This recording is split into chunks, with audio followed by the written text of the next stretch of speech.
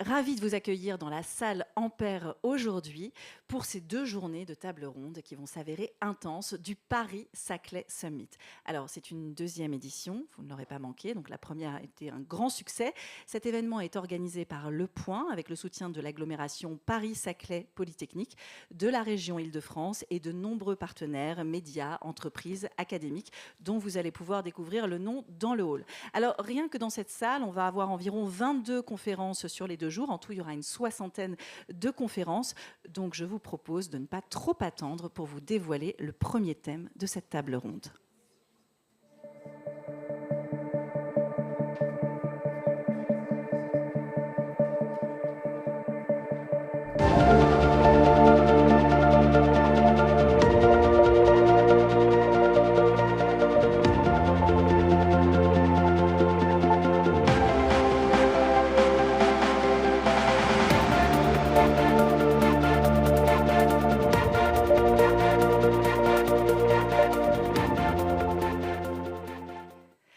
La lutte contre le VIH et les maladies infectieuses appartient-elle au passé? Voilà une question qui résonne étrangement à l'aune d'une récente actualité avec le gel par le président Trump de l'aide internationale. L'Afrique du Sud, qui compte le plus grand nombre de séropositifs au monde, 14% de sa population, voit son plan d'urgence de lutte contre le sida suspendu. Idem pour le milliard de dollars fourni par les États-Unis dans la lutte mondiale contre le paludisme et la recherche. Pourtant, cette maladie reste bien actuelle et continue de faire des ravages, avec 250 millions de cas et de plus de 600 000 morts chaque année. Les ONG s'avouent totalement dépassées, indiquant le fait que même dans leur pire cauchemar, elles n'auraient pas imaginé un tel scénario. Alors, comment dès lors faire perdurer les chaînes d'approvisionnement, financer les hôpitaux ruraux ainsi que la recherche, voire l'achat de moustiquaires? Pour en débattre avec nous aujourd'hui, nous sommes très fiers d'accueillir celle qui décortique les virus, les bactéries et surtout les parasites pour mieux les combattre. Ses recherches sur le paludisme lui ont valu de nombreuses distinctions scientifiques. Francine Toumi, interrogée par Fabrice Dupreuil, journaliste au Point. Bonjour professeur Ntoumi, on est ravi de vous accueillir ici au Paris-Saclay Summit. Donc notre question aujourd'hui concerne la lutte contre le VIH et les maladies infectieuses. Donc cette question tourne autour du traitement aujourd'hui, des traitements, mais aussi de la prévention et de la recherche. Mais pour commencer, pour délimiter un peu ce large sujet, je voulais qu'on discute un peu pour savoir quelles maladies infectieuses sont aujourd'hui les plus répandues dans le monde et les plus préoccupantes. Alors bonjour tout le monde et merci pour cette invitation et pour participer à cette belle table ronde. Alors les maladies infectieuses les plus prédominantes actuellement, évidemment, vous ne serez pas surpris, ce sont paludisme, malaria, VIH-Sida et tuberculose. VIH-Sida, 40 millions de personnes infectées, 630 000 morts.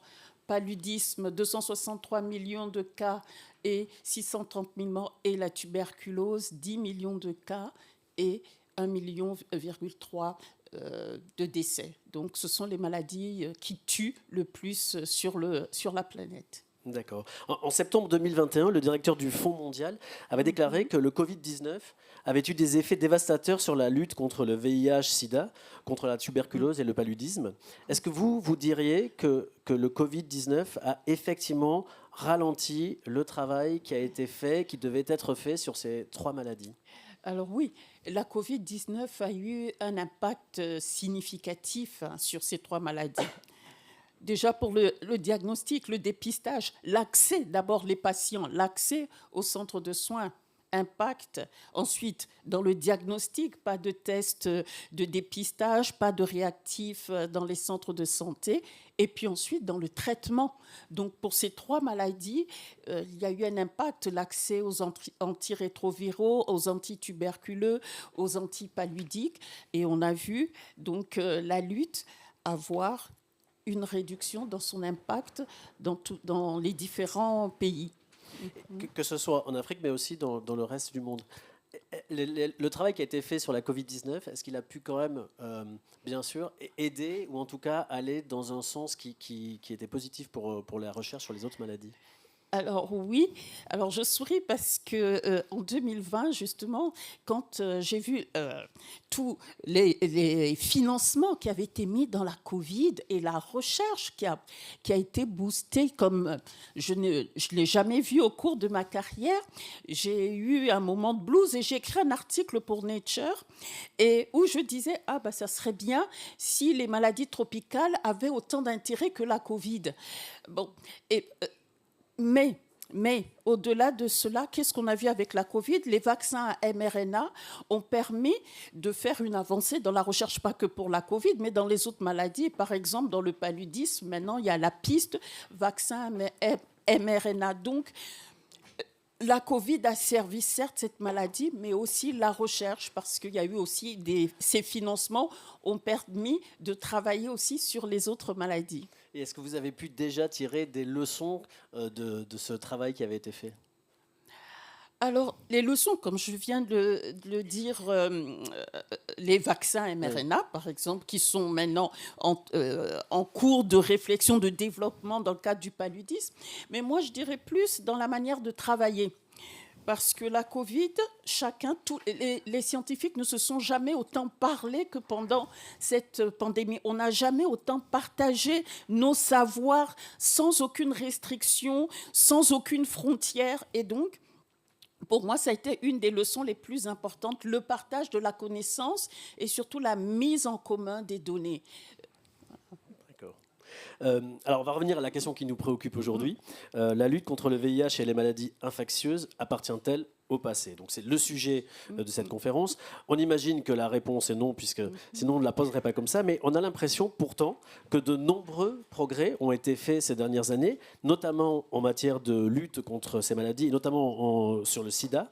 Est-ce que ce n'est pas le cas? Aujourd'hui, est-ce qu'on n'a pas un message aussi qui soit positif et optimiste sur ces maladies-là?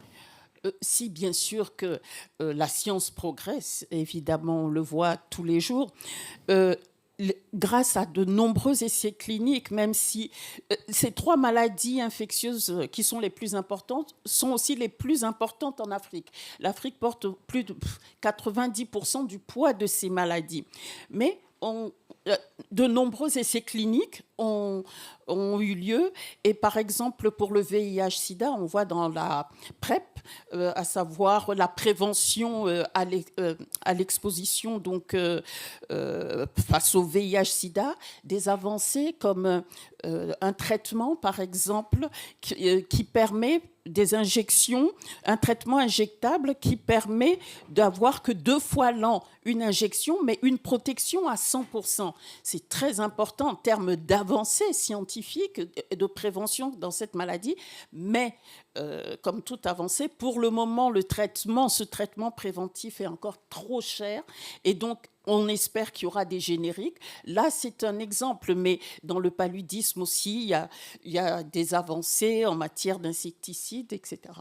Alors justement, vous parliez de la PrEP. On a l'impression aussi que ces avancées, justement, représentent une espèce de danger pour une population qui se dirait finalement aujourd'hui on est protégé et donc on n'a peut-être plus besoin de se protéger de ces maladies-là.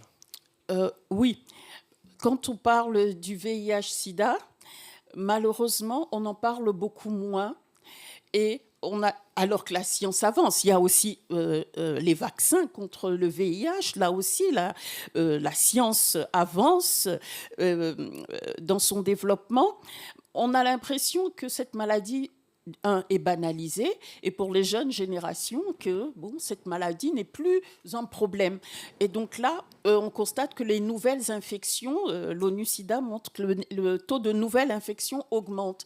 Et donc là, il faut renouveler complètement les messages de prévention, faire comprendre que préservatifs et PrEP, pour ceux qui sont très exposés, doivent être mis en application. Alors justement, il y a un rapport de l'OMS qui a été publié fin 2024 qui montrait que l'utilisation du préservatif parmi les adolescents sexuellement actifs avait baissé significativement en Europe depuis 10 ans, avec des proportions de rapports non protégés qui étaient jugés entre guillemets inquiétants. Entre 2014 et 2022, le pourcentage d'adolescents ayant déclaré avoir utilisé un préservatif lors de leur dernier rapport sexuel est passé de 70% à 61% chez les garçons et de 63% à 57% chez les filles. Quel est le travail qu'il y a à faire aujourd'hui en matière de prévention? À qui ces campagnes doivent-elles s'adresser et qui doivent-elles véritablement cibler? Alors, comme vous l'avez dit, les jeunes, 15-25 ans. Je donne juste l'exemple au Congo. Au Congo, ce sont les filles, les femmes qui sont le plus infectées. Nous, on a 4,5%. Mais là aussi, et la tranche, les âges les plus touchés, 15-25 ans, les adolescents. Donc là, il va falloir changer. On est à l'heure d'Internet, à l'heure des réseaux sociaux.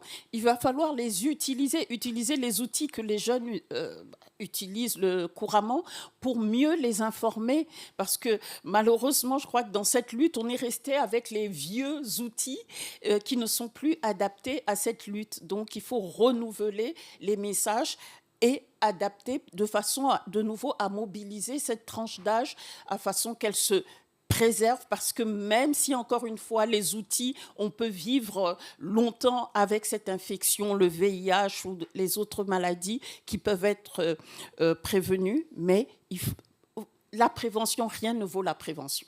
C'est clair. Et justement, lorsque nous avons préparé cette conférence, vous m'expliquez aussi la différence entre les jeunes ici en Europe qui ont un regard sur la maladie qui est assez différent en Afrique, où vous m'expliquez que la maladie est encore très stigmatisante et que donc le rapport aussi à la prévention est changé par ce regard aussi sur la maladie.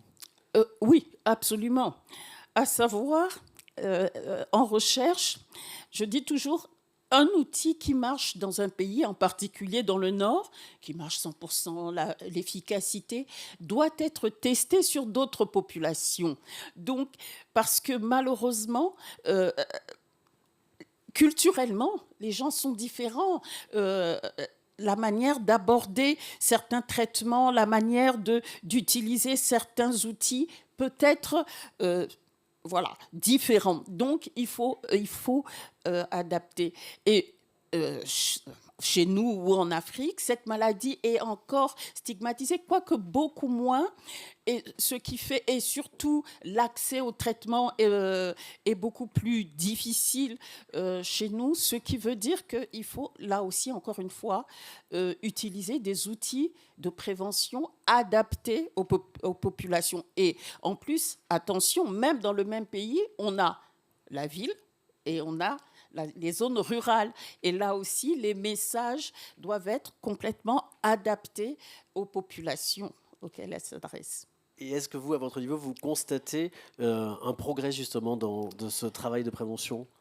Ou comment vous travaillez dessus? Comment on peut travailler dessus mieux? Mais est-ce que déjà vous avez ressenti ce progrès? Est-ce que vous le voyez? Oui, je vois. Ma réponse sera un petit peu mitigée. Honnêtement, parce que je dirais malheureusement,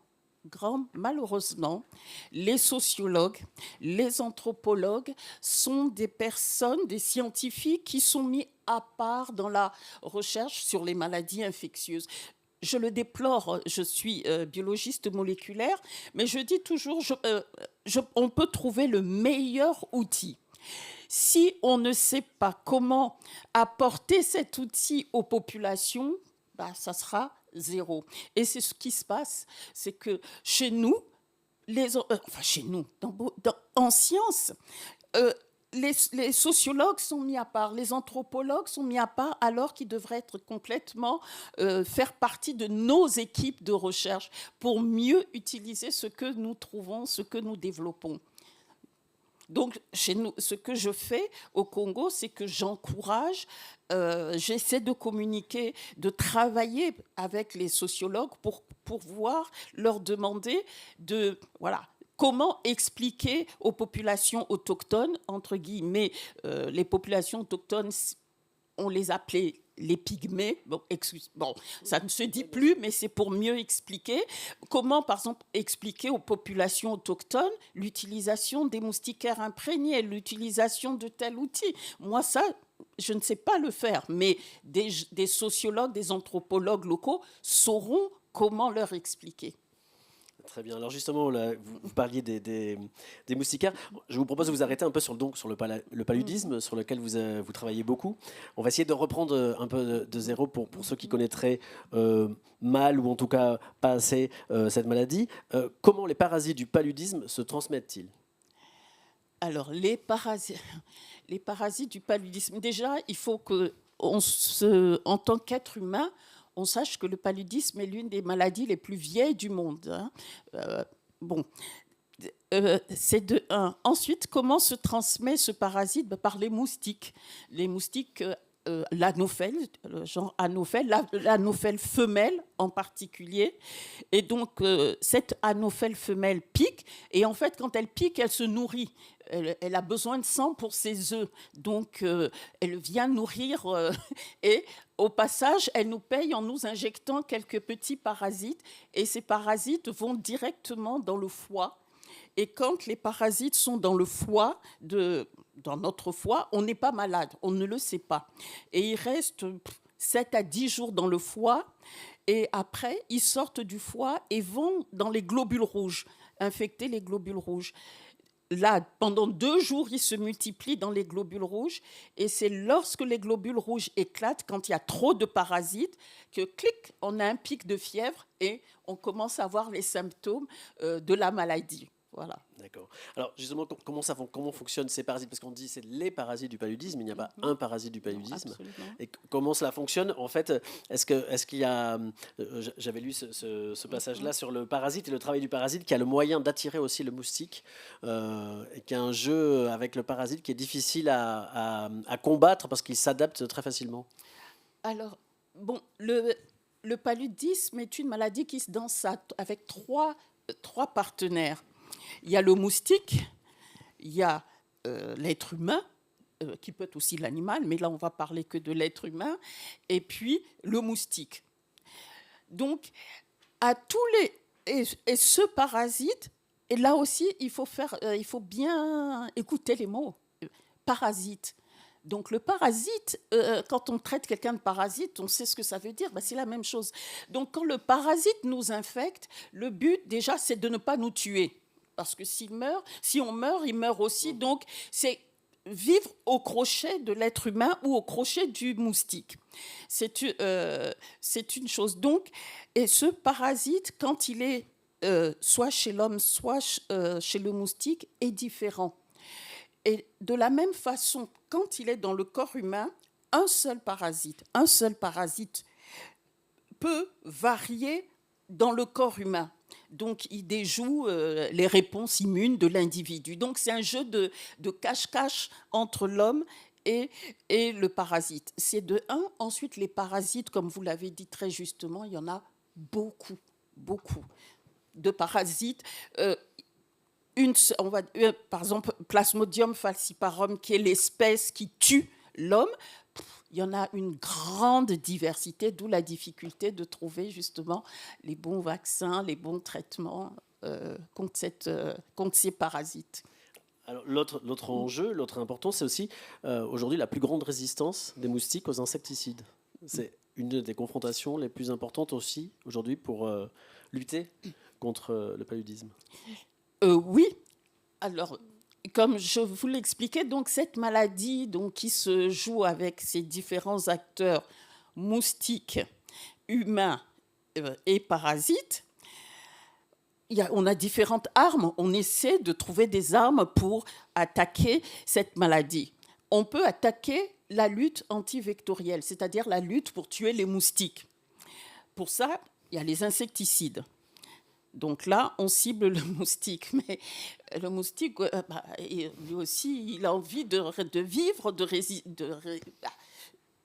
il résiste pour pouvoir survivre face aux insecticides. Ce qui veut dire que, à ce jour, les insecticides utilisés, quand les études sont menées, on se rend compte que les moustiques deviennent résistants aux insecticides actuels. Ça, c'est un. L'autre angle d'attaque, c'est le parasite. Le parasite, ce sont les médicaments que l'on prend, que l'être humain prend pour nettoyer son corps de ces parasites. Comme je vous l'expliquais, le parasite, son but, c'est de vivre à vos crochets. Et quand il voit le médicament, au bout d'un moment, lui aussi développe des mécanismes pour résister à ce médicament. D'où on a la résistance du parasite aux médicaments et la résistance du moustique aux insecticides. Et il faut travailler contre tout ça. Et aujourd'hui, quel constat faites-vous sur la chimioprévention, justement? Est-ce qu'elle est bien utilisée? Vous m'avez parlé aussi des moustiquaires imprégnés dont on ne sait pas toujours utiliser ou qu'on n'utilise pas toujours à bon escient. Est-ce qu'aujourd'hui, ce travail de prévention, j'ai l'impression qu'il est encore énorme à faire? Alors, les outils que l'on a actuellement contre cette maladie, effectivement, il y a les médicaments qui sont de très bons outils. Il y a des combinaisons, les ACT, qui marchent très bien pour nettoyer le corps, pour tuer ces parasites. Mais on commence à voir de la résistance qui vient contre ces antipaludiques. Mais le problème aussi, c'est l'être humain. Comment on utilise tous ces outils, parce qu'il y a cet ensemble d'outils disponibles, mais que malheureusement, nous utilisons très mal. Les médicaments en Afrique en particulier, on achète ces médicaments sans ordonnance. L'automédication est un gros problème. Au Congo, je donne un exemple parce que je suis du Congo, quand quelqu'un est malade, oh mon Dieu, j'ai mal à la tête, j'ai le paludisme. Je vais à la pharmacie, j'achète mon médicament sans aucun diagnostic, autodiagnostic. J'ai mal à la tête, paludisme, médicament. Et donc là, qu'est-ce qui se passe? On présente donc, c'est très mauvais parce que peut-être qu'on a le parasite, mais peut-être qu'on ne l'a pas. Ce qui veut dire que le médicament est présenté au parasite qui se fait une joie de mieux le connaître plus rapidement et puis de mettre en œuvre des mécanismes pour résister. Donc, il y a des outils qui marchent. Les moustiquaires imprégnés d'insecticides, on les distribue à la population, très bien. Je reviens aux sociologues et aux anthropologues. Malheureusement, quand c'est mal expliqué, la population vulnérable, qu'est-ce qu'elle se dit? Chouette, des filets de pêche, je vais les utiliser, c'est très pratique. Et les moustiquaires deviennent des filets de pêche. Bon, donc les chiffres au niveau du programme, on va dire distribution de 10 millions de moustiquaires imprégnés, très bien. Mais dans la réalité, ces moustiquaires n'ont pas été utilisés contre le paludisme. Donc, on a des outils qui pourraient être très efficaces, mais encore une fois, nous n'avons pas les chiffres en ayant leur pleine utilisation. Voilà. Très bien. Je vous propose de nous faire un point un peu sur les vaccins, les traitements, les vaccins. D'abord, le vaccin, il y a deux vaccins. Alors, vous serez plus à l'aise que moi pour en parler, mais il y a le vaccin R21 et le vaccin RTS. Qui sont tous les deux ont été préqualifiés par l'OMS. Quelle est la différence entre les deux et que peut-on espérer de ces deux vaccins? Alors, ma réponse, je dis, il n'y a pas de différence entre ces deux vaccins. La réalité, elle est là. C'est des guerres de chercheurs. Il n'y a pas de différence. C'est le même vaccin et c'est l'adjuvant qui change. Bon, soit. Ensuite, c'est aussi des écuries différentes. Bon, mais c'est le même vaccin, c'est la même chose à un adjuvant près. L'efficacité rapportée aussi, 30%, 75%, il faut les utiliser et avoir les chiffres de leur mise en œuvre. Mais ayant dit ça, ces vaccins, en tous les cas, ont l'air d'être beaucoup plus efficaces contre les formes graves du paludisme et ce sont ces formes qui tuent. Donc, on se réjouit parce que cette très vieille maladie n'avait pas de vaccin. Aujourd'hui, on a ces deux vaccins qui ne sont pas les meilleurs. Donc, la science doit continuer à développer soit ceux-là, soit de nouveaux vaccins. Il y a des pistes, mais c'est déjà très bien. Ce sont des outils qui doivent être utilisés. Voilà ce que je veux dire. Parce que la maladie touche beaucoup les enfants enfants de moins de 5 ans, je crois que c'est ça. Donc ça veut dire que l'idée, c'est désormais qu'ils puissent avoir accès à ces vaccins dès le plus jeune âge. Oui, oui. La population la plus vulnérable contre le paludisme, ce sont les enfants, les femmes enceintes. Mais ce vaccin cible plus les enfants. Il y a, dans les pistes de recherche actuellement, il y a des vaccins, dont la France, l'IRD, qui est en pointe dans cette recherche contre le vaccin, contre le paludisme chez la femme enceinte, qui est très particulier, très très particulier. Donc il y a un vaccin en cours de développement pour la femme enceinte. Mais ces 2 vaccins ciblent les jeunes enfants. Et là aussi, il y a une vingtaine de pays qui sont en train de travailler à le mettre en œuvre dans leur pays. On n'a pas encore les chiffres et on va voir. Mais ce qui est très important, là aussi, je reviens sur ces 2 vaccins, c'est que ce sont des vaccins où il faut continuer à utiliser les autres mesures. C'est-à-dire que quand on est vacciné, il faut que l'enfant continue à dormir sous la moustiquaire imprégnée. Et ce que je dis là est très important. Là, pour revenir encore aux sociologues et anthropologues que l'on n'implique pas dans les études, c'est qu'une maman africaine au village ou même en ville, quand on lui dit que son enfant est vacciné contre le paludisme, pensez-vous qu'elle va avoir le réflexe de continuer à le laisser à dormir sous une moustiquaire? Le mot vaccin, elle va penser « Ok, mon enfant est vacciné contre le paludisme, le problème de la moustiquaire n'est plus important. » Donc, ce qui veut dire que là aussi, avec ces outils, on a besoin d'expliquer à la population pour qu'elle comprenne et qu'elle l'aide à bien mettre en œuvre les outils. D'accord. On en est où aujourd'hui du déploiement de ces vaccins en Afrique? Est-ce qu'ils sont accessibles? Non, pas encore. Pour l'Afrique centrale d'où je viens, il n'y a que le Cameroun qui l'a mis en œuvre, qui a commencé à le déployer. Il y a une vingtaine de pays africains qui planifie utiliser ces vaccins. Le premier vaccin RTSS a été déployé avant l'autre. Mais là aussi, il va falloir, c'est bien de les déployer, mais il faut suivre l'impact de ce déploiement pour mieux en mesurer l'efficacité. Et aujourd'hui, on n'a pas ces outils? Juste pour le suivre? Là, on revient. Pour avoir ces outils, c'est quoi? Il faut les scientifiques. Il faut que les scientifiques travaillent avec les programmes nationaux de lutte contre le paludisme et que là aussi, on comprenne que surveillance va aussi de pair avec la recherche et la science, c'est-à-dire mettre en œuvre des outils, mais tout en évaluant leur impact et que les scientifiques aussi regardent l'impact. Tout à l'heure, on parlait des moustiques. Est-ce que les zones où les vaccins ont été déployés, qu'observe-t-on au niveau de la population des moustiques? Tous les autres paramètres pour pouvoir mieux apprécier. Et après, le programme peut savoir comment cibler pour arriver à l'élimination ou à l'éradication. Quel est l'angle, sachant que ces programmes n'ont pas des financements importants. Donc, il vaut mieux utiliser cet argent à bon escient et de manière vraiment ciblée et réfléchie. Le changement climatique, est-ce que ça va jouer un rôle aussi? Est-ce que vous avez peur de l'évolution de ce changement climatique et l'impact qu'il aura sur la maladie?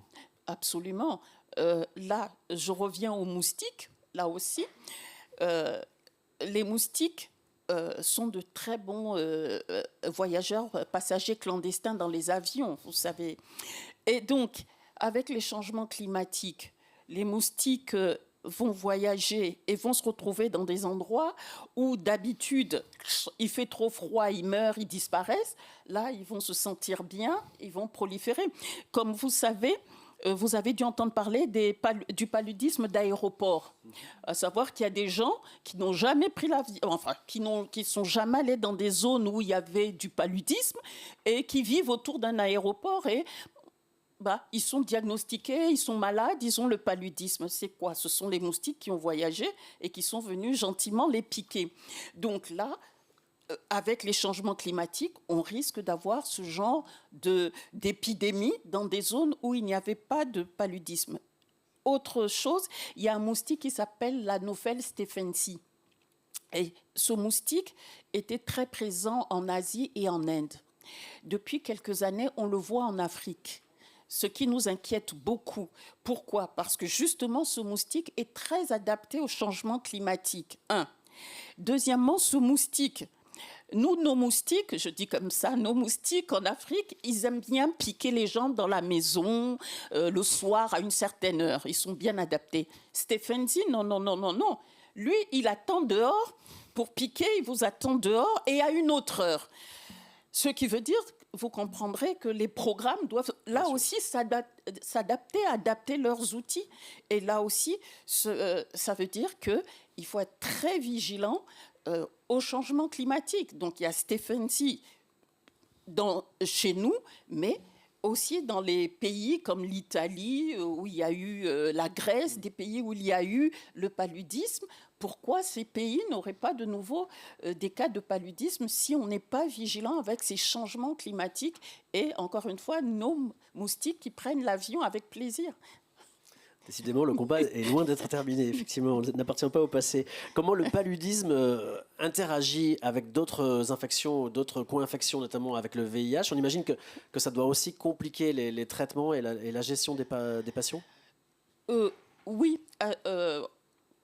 à savoir, malheureusement, comme on le disait au début, les patients africains qui vivent en zone d'endémie palustre sont aussi les zones où il y a de la tuberculose, sont aussi des zones où la charge de VIH est importante. Ce qui veut dire que les médecins, évidemment, doivent faire attention aux co-infections.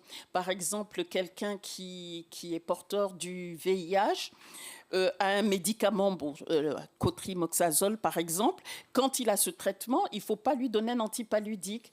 Parce qu'il se trouve que ces patients qui sont traités avec ce médicament, généralement, font très peu de paludisme parce que ce médicament détruit le parasite. Donc, voilà. Donc, les médecins doivent évidemment faire toujours attention aux co-infections dans les traitements qu'ils donnent. Très bien. Alors, on va aborder maintenant un autre sujet qui est le financement. On a appris la semaine dernière que le programme PEPFAR contre le sida avait été finalement exclu du gel annoncé de l'aide internationale par les États-Unis. Mais Donald Trump a depuis annoncé aussi le retrait des États-Unis de l'OMS. Or, le pays finance aujourd'hui l'OMS à hauteur d'environ 20% de son budget chaque année, ce qui est énorme. Aujourd'hui, vous, est-ce que vous estimez que l'on doit s'inquiéter de cet état de fait? Alors, j'aime bien cette question. Ce lundi, il y a eu un papier dans Nature d'un Sud-Africain, chercheur sud-africain qui disait les coupes dans le budget américain est une opportunité pour revoir, réimaginer la santé globale. Et je partage tout à fait son constat et sa réflexion ou ses réflexions. Pourquoi? Je considère que c'est une opportunité pour les pays qui recevaient ces aides, dont l'Afrique du Sud pour PEPFAR, mais tous les pays, en tous les cas africains ou les pays du Sud bénéficient de ce soutien, bénéficient de ce soutien américain. Mais quand on donne, est-ce que c'est pour la vie? En Afrique, il y a une expression qui dit « la main qui donne est toujours au-dessus de la main qui reçoit ». Donc, c'est bien de donner, mais c'est pour un temps. On doit être conscient que c'est pour un temps. Et donc, en tant que scientifique africaine, je travaille beaucoup avec essentiellement, pas que beaucoup, essentiellement avec des financements européens, étrangers, parce que malheureusement, nos pays n'apportent pas les budgets nécessaires pour conduire une recherche relevante pour le pays. Je le déplore, mais mon métier, c'est être scientifique et je suis bien contente de recevoir, de pouvoir postuler, c'est pas un cadeau, de pouvoir postuler, appliquer pour des grants internationaux et les avoir. Mais je serais beaucoup plus heureuse si je pouvais avoir ces subventions de mon pays ou des gouvernements africains. Et pour moi, il est temps qu'on prenne en charge nos problèmes de santé. C'est sympathique que les États-Unis nous soutiennent, mais ce ne sont pas les grands sauveurs de l'humanité, à moins qu'on considère que ce sont les grands sauveurs de l'humanité. Et jusqu'à quand ? Jusqu'à quand ? Donc il y a un moment, il y a un timing. Et donc, si ce timing est arrivé, bon, je dirais c'est à nos gouvernants de se dire de faire des planifications pour pouvoir soutenir leur population. Donc, je rejoins ce que dit ce chercheur sud-africain.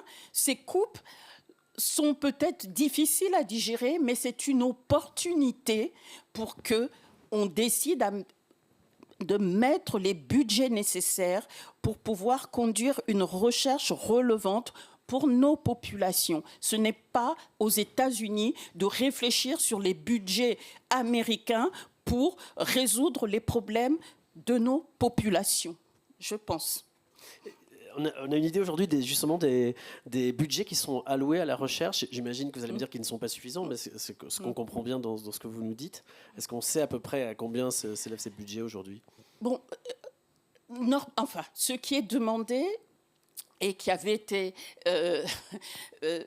dans les traités d'Abuja, c'est que 2%, il faudrait 2% des budgets du PIB des différents pays pour pouvoir conduire une recherche qui réponde aux besoins. Donc, pouvoir répondre à la lutte contre le VIH, paludisme et les maladies relevantes pour nos populations ou les besoins de sciences pour nos populations. 2%.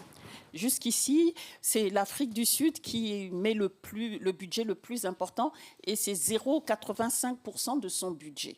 Donc, ça n'atteint pas encore les 1% ou ces fameux 2%.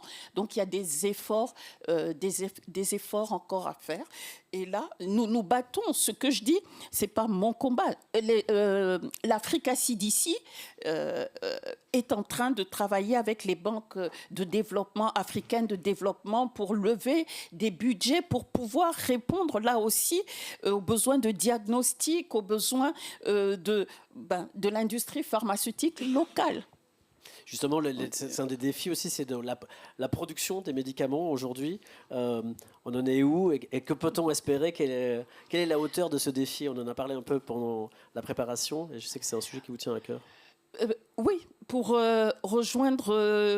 revenir même sur la question que vous aviez posée, les leçons tirées de la Covid.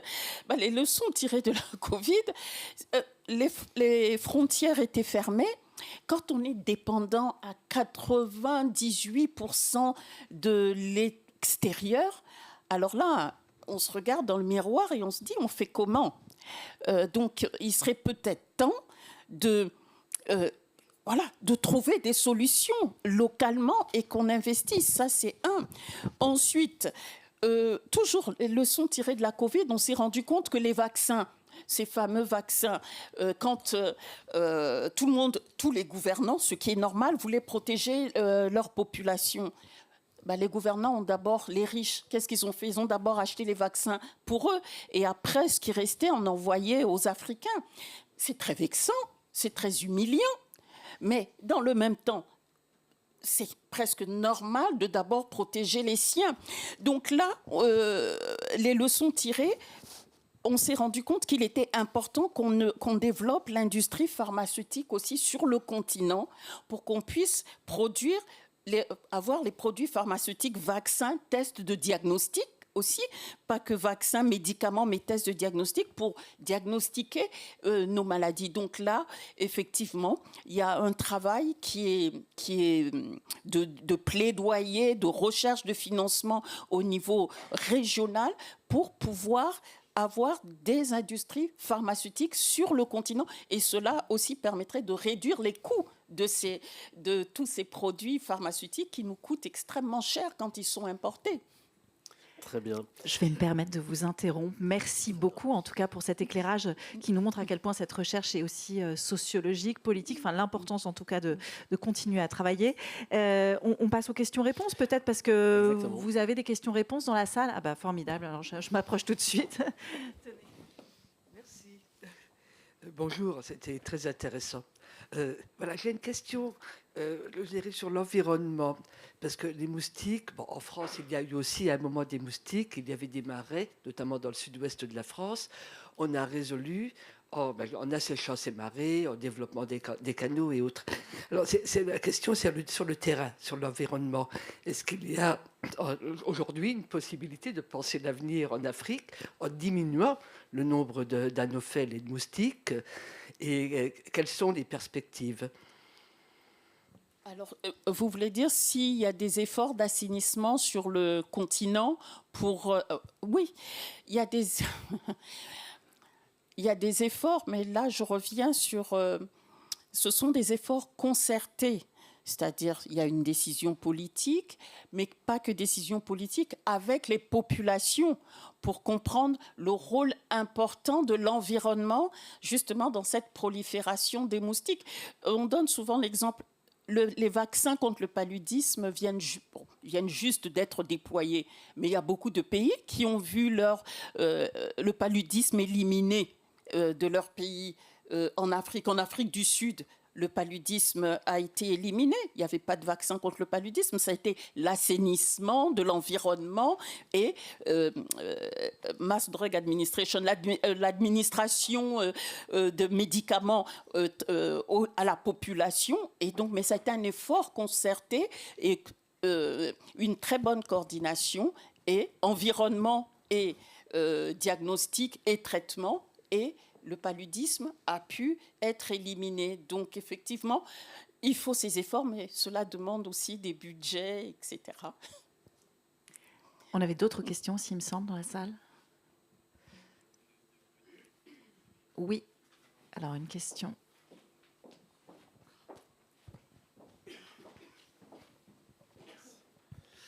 Bonjour.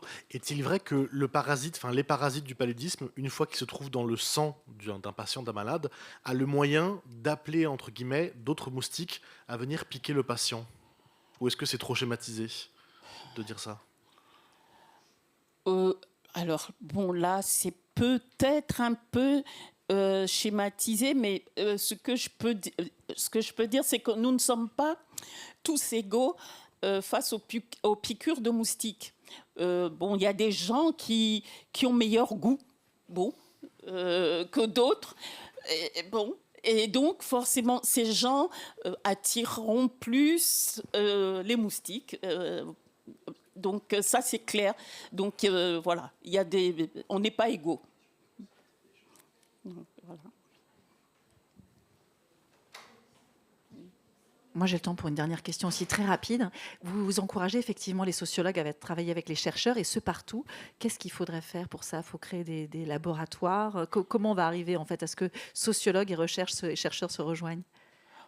Il suffit juste de se parler. C'est ce que vous encouragez à faire d'ailleurs. Oui, ça ne coûte absolument rien, mais c'est de prendre la décision et d'aller vers... voilà, c'est rompre ces murs invisibles qui existent sans raison, sans raison. Il faut qu'il y ait des volontés politiques en fait derrière, quasiment, peut-être pas individuelles plutôt. Ça commence, moi je dirais individuel d'abord, parce que quand les scientifiques veulent se parler, on a vu avec la Covid, les scientifiques, mais du monde entier, on a fait connaissance, mais les scientifiques se parlent quand ils veulent bien se parler. Donc, ils n'ont pas forcément besoin des politiques. Là, il y a des pays actuellement où il y a des situations au niveau politique. le courant, on va dire, le dialogue ne passe pas, mais les scientifiques continuent d'échanger et de se parler. Donc tout commence par les scientifiques.